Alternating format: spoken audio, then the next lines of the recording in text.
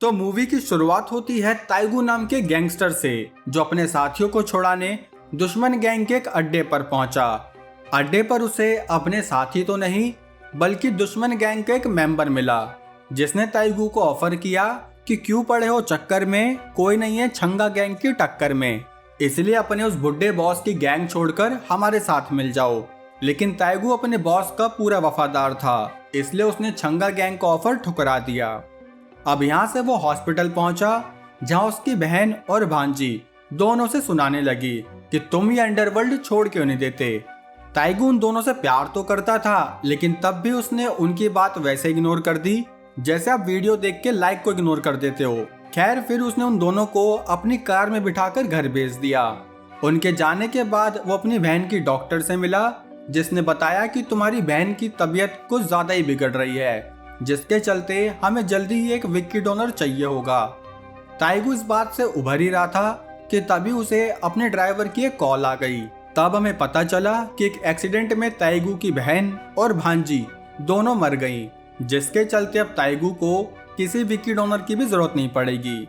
ये क्या बात करता है यार। खैर अब उसकी बहन के अंतिम संस्कार पर ताइगू का बॉस यांग भी पहुंचा, जिसने एक अगरबत्ती जलाकर ताइगू को दिलासा दिया। अब शाम को इन सबकी दारू पार्टी शुरू हुई, जहां यांग ने ताइगू को बताया कि शायद ये काम छंगा गैंग ने किया है, क्योंकि तुमने उनका ऑफर ठुकरा दिया था। ये सुनकर ताइगू बोला कि फिर आप मुझे छंगा गैंग के चेयरमैन मिस्टर डो को 2 भागों में करने की इजाजत दीजिए। यांग ने भी बिना गर्दन हिलाए उसे हाँ कह दी। अब ताइगू और चेयरमैन डो की मुलाकात एक बाथ हाउस में हुई, जहां हथियार तो छोड़ो कपड़े तक ले जाना अलाउड नहीं था। चेयरमैन डो बोला कि मुझे तुम्हारे दुख का बहुत दुख है, क्योंकि अंडरवियर में अंडरवर्ल्ड में कोई भी किसी की फैमिली को टारगेट नहीं करता, इसलिए मैंने तुम्हारे बहन के केस पर अपनी एक स्पेशल टीम भी लगाई है। ये सुनकर ताइगू बोला कि मैं जरा हल्का होकर आता हूँ, जिसके बाद उसने बाहर आकर अपनी साबुनदानी में से छुपा हुआ चाकू निकाल लिया। उस चाकू से उसने चेयरमैन डो के 2 साथियों पर 4 वार किए और फिर चेयरमैन डो का भी खेला करके यहाँ से बिना कपड़े लिए ही भाग गया। अगले दिन यांग ने ताइगू को पैसों से भरा बैग देकर उसे थाईलैंड भेज दिया, ताकि वो कुछ समय अंडरग्राउंड ही रहे। उसके जाते ही यांग ने अपने साथियों को ऑर्डर दिया कि चेयरमैन डो के आदमी अपना बदला जरूर लेंगे, इसलिए तैयारी करके रखो। लेकिन तैयारी से पहले ही चेयरमैन डो के बहुत सारे आदमियों ने यांग की गैंग का बैंग बैंग शुरू कर दिया। यहाँ ताइगू के थाईलैंड में पहुंचते ही यह महिला किम उसे लेने पहुंच गई। वैसे तो यहाँ किम की जगह उसके अंकल क्यूटो आते, लेकिन उन्हें अभी रशियंस को अपने हथियार बेचने थे, इसलिए उन्होंने अपनी जगह किम को भेज दिया। रात को इनका ट्रिपल डिनर शुरू हुआ, जहाँ किम ताइगू के यहाँ रहने से बिल्कुल खुश नहीं थी, क्योंकि उसे रियल लाइफ में गैंगस्टर बिल्कुल पसंद नहीं थे। यहाँ यांग को उसके एक आदमी ने बताया कि असल में चेयरमैन डो तो मरा ही नहीं, वो तो घायल होकर हॉस्पिटल में अपनी सर्जरी करवा रहा है। ये सुनकर यांग की लुप हो गई, क्योंकि अब छंगा गैंग उसे नहीं छोड़ेगी। तभी उसे चेयरमैन डो के राइट हैंड चीफ ली का कॉल आया, जो यांग से बोला कि अब देख तू बेटा, अब गया तू, क्योंकि मैं तेरा बहुत दिनों से गेम बंद करने के चक्कर में था, अब देख। यहाँ अगली सुबह ताइगू ने उठते ही सबसे पहले एक छोटी गोल्ड फ्लैग जलाई, जिसके बाद वो एक आवाज का पीछा करते हुए बाहर आया, जहाँ किम शूटिंग प्रैक्टिस कर रही थी। दीदी को गैंगस्टर तो बिल्कुल नहीं पसंद, लेकिन उनकी हरकतें पसंद है। खैर तभी अचानक से उसने वो गन खुद पर पॉइंट कर ली। ये देखकर ताइगू उसे रोकने लगा कि क्यों बेमतलब में खर्च हो रही हो, लेकिन असल में किम बस बच्चों वाला मजाक कर रही थी। अब थोड़ी देर बाद ताइगू ने देखा कि किम एकदम से बेहोश हो गई है। तभी वहाँ कूटो आया, जो ताइगू से बोला कि जल्दी से हॉस्पिटल की तरफ लेके चलो। ताइगू भी हैवी ड्राइवर बनते हुए किम को हॉस्पिटल लेके पहुंचा, जहाँ कूटो ने उसे बताया कि असल में किम के ब्रेन ट्यूमर के चलते वो 1-2 महीने में ही मर जाएगी, इसलिए ही कूटो ज्यादा से ज्यादा गन बेचकर पैसा कमाना चाहता है, ताकि वो किम को अमेरिका ले जाए, क्योंकि वहां उसके बचने के चांसेस 10 से 20% हो जाएंगे। यहाँ यांग अपनी और अपनी गैंग की जान बचाने एक करप्ट ऑफिसर पार्क से मिला, ताकि पार्क चीफ ली और यांग के बीच थोड़ा कॉम्प्रोमाइज करवा दे। पार्क ने भी उसकी मदद करते हुए एक मीटिंग रखी। जहाँ मीटिंग में ये दोनों सुपड़ कर वो नूडल्स खाने लगे, लेकिन यांग ने अपने नूडल्स को हाथ भी नहीं लगाया क्योंकि उसे ली की मार खाने का डर था। तब पार्क ने ली को समझाया कि देखो, शहर में चल रहे हैं इलेक्शन, इसलिए तुम दोनों अपनी लड़ाई यहीं खत्म कर दो। लेकिन ली अपने वादे का पक्का था, इसलिए वो बोला कि मैंने चेयरमैन डो को ये प्रॉमिस किया है कि मैं उनके अटैकर्स को नहीं छोड़ूंगा। पार्क ने उसे बहुत समझाया, लेकिन ली मानने को तैयार ही नहीं था, जिसके चलते इनके बीच एक डील हुई। और वो भयंकर डील क्या है यह हमें आगे ही पता चलेगा। यहाँ किम के होश में आते ही ताइगू उसे वापस घर ले जाने लगा, जिस बीच किम ताइगू से बोली, अंकल जी मुझे पानी पिला दीजिए, मेरा गला सूख रहा है। ताइगू ने इस बेचारी भूखी का पेट भरने के लिए हाईवे के एक ढाबे पर गाड़ी रोक ली, जहाँ किम बतौलेबाजी करते हुए खाने के साथ साथ पीने भी लगी, जिस वजह से घर वापस आते वक्त उसके चारों खाने चित थे। तभी ताइगू को यांग का कॉल आया, जिसने बताया कि यहाँ चीफ ली ने हमारी गैंग के कुत्ते फेल कर दिए हैं, इसलिए कल तुम मुझे थाईलैंड के एयरपोर्ट पर मिलना, जहाँ से हम रशिया भाग जाएंगे। लेकिन असल में यांग ने छंगा गैंग से डील करी थी कि वो ताइगू और उसके दोस्तों को ली के हवाले कर देगा, जिसके बाद ली यांग और उसकी गैंग के साथ कोई बैंग नहीं करेगा। यहाँ कूटो के पास भी कुछ रशियंस हथियार खरीदने नहीं बल्कि लूटने आए, क्योंकि उन्होंने हथियार लेते ही कूटो पर हमला कर दिया। अब नाम में ही कूटो था, तो कूटो ने उन रशियंस को कूटने की कोशिश करी। तभी बाहर ताइगू किम को लेकर पहुंचा, जहां वो इतनी गाड़ी देखकर समझ गया कि कुछ ना कुछ गड़बड़ तो जरूर है, और उसी गड़बड़ ने ताइगू पर अटैक किया। तभी किम ने अपनी पबजी स्किल दिखाकर उस गड़बड़ को वहीं शांत कर दिया।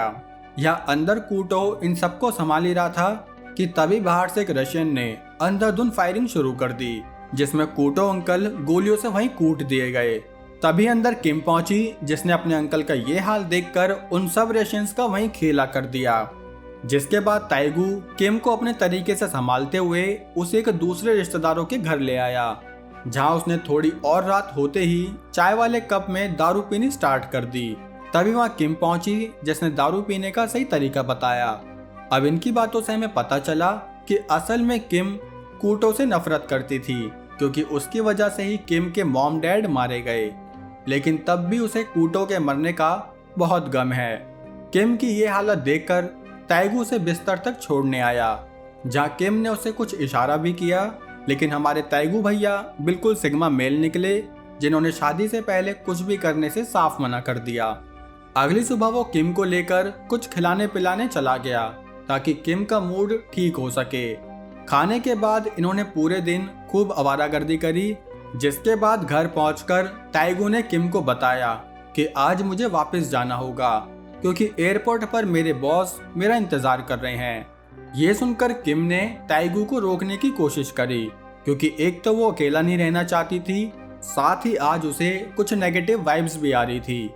लेकिन तब भी हमारा वफादार ताइगू किम को वापस आने का प्रॉमिस करके अपने बॉस से मिलने चला गया। अब वो यहाँ एयरपोर्ट पर पहुंचा ही था कि तभी उसे उसके एक दोस्त की कॉल आई, जिसने बताया कि यांग ने खुद को बचाने के लिए तुम्हें और हमें सबको बेच दिया है। ये सुनते ही ताइगू थोड़ा अलर्ट हुआ, और जब उसने यांग को देखा तो उसके दिमाग में एक ही बात आई। यांग ने भी ताइगू को देखते ही उसके पीछे अपने आदमी लगा दिए। इनके बीच एक जबरदस्त चेज हुई,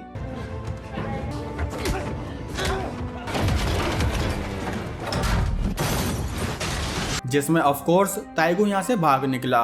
अब जैसे ये खबर ली को मिली तो उसने कार में ही यांग को थोड़ा प्रसाद दे दिया। तब यांग बोला कि शायद हमें उस लड़की किम को पकड़ना चाहिए। तभी यहाँ ताइगू को एक कॉल आई, जिसमें ली ने ताइगू से वही घिसी पिटी लाइन कही कि अगर तुम्हें किम जिंदा चाहिए तो खुद को हमारे हवाले कर दो। तब ताइगू बोला कि पहले तुम्हें मम्मी कसम खानी होगी कि अगर मैंने खुद को तुम्हारे हवाले कर दिया तब तुम किम को छोड़ दोगे। ली ताइगू की ये बात मान गया। उसने ताइगू की बात किम से भी करवाई। तब किम बोली कि तुम यहाँ मत आना, क्योंकि मैं वैसे भी मरने वाली हूँ। ताइगू बोला कि अपनी बहन को खोने के बाद मैं भी बस एक जिंदा लाश की तरह ही जिंदगी काट रहा हूँ। अब इतनी भयंकर लाइन बोलने के बाद वो ली से मार खाने पहुंच गया, लेकिन उससे पहले ली के आदमी ही ताइगू पर हाथ साफ करने लगे उन्होंने उसे इतना मारा कि ताइगू में से ताई गायब हो गया और जो बच गया वो उसे अंदर ले गए। अंदर ताइगू यांग से बोला कि गद्दारी कोरबे। ये सुनकर यांग ताइगू को मारने लगा। तभी ली ने यांग को मच्छर की तरह पीछे हटाकर ताइगू को बताया कि चेयरमैन के कहने पर मैंने तुम्हारी बहन के एक्सीडेंट की इन्वेस्टिगेशन कराई थी, जिससे मुझे पता चला कि असल में तुम्हारी बहन को इस यांग ने ही मरवाया था, क्योंकि इसे शक था कि तुम छंगा गैंग का ऑफर एक्सेप्ट कर लोगे। ये सुनकर ताइगू की बुद्धि गर्म हो गई कि जिनके लिए मैंने इतनी मेहनत करी, आज उन्होंने ही मुझे सपोर्ट करने के लिए चैनल सब्सक्राइब तक नहीं किया। खैर, तभी ताइगू गुस्से में यांग को मारने लगा। लेकिन असल में ली ने पार्क से वादा किया था कि ताइगू के मिलने पर यांग को कुछ नहीं होगा, इसलिए ली के इशारे पर कुछ गैंग मेंबर्स ने ताइगू का खेल यहीं खत्म कर दिया। जिसके बाद वो किम को बाहर लाए और उस गराज में नकली आग लगाकर चले गए। लेकिन कहानी अभी बाकी है मेरे दोस्त। कैसे ताइगू का जिंदा होकर वापस आएगा? अरे नहीं जी, अब तो खुद किम ही सारा असला बारूद उठाकर छंगा गैंग के अड्डे पर पहुंच गई, जहां गैंग का एक मेंबर किम से पूछने लगा कि क्या खाओगी। तभी किम ने उस मेंबर को अपनी गन से गोली खिला दी और सिर्फ उसे ही नहीं, वहां मौजूद सबने नाश्ते के साथ साथ किम का प्रसाद भी ले लिया। अब उसने गन लोड करी कि तभी यहाँ अंदर से ली भी आ गया, जिसके खुद के साथियों ने डर के मारे गेट बंद कर दिए। किम ने भी ली की कह के ली, जिसके बाद उसने अंदर जाकर इस यांग का भी गैंग बैंग, मेरा मतलब बैंग बैंग कर दिया। इस भयंकर रस्म को पूरा करके किम ये गाना महेश सुनते हुए बीच पर पहुंची, जहां उसने बीच के बीचों बीच ही ताइगू से मिलने का प्लान बना लिया, जिससे कि मूवी के एंड में सब मर गए, लेकिन 2 लोग जिंदा हैं दोस्तों। बताओ कौन? लाइक और सब्सक्राइब बटन यार, जिनको आप अपने सीधे हाथ के अंगूठे से मारने वाले हो। साथ ही ये रहा आज का शाउट आउट। अब कहानी कैसी लगी लाइक कमेंट करके जरूर बताना। साथ ही चैनल पर नए हो तो अपने सीधे अंगूठे का इस्तेमाल करके सब्सक्राइब बटन को पेल दो। बाकी हम मिलेंगे हमारी अगली वीडियो में, तब तक के लिए जय हिंद।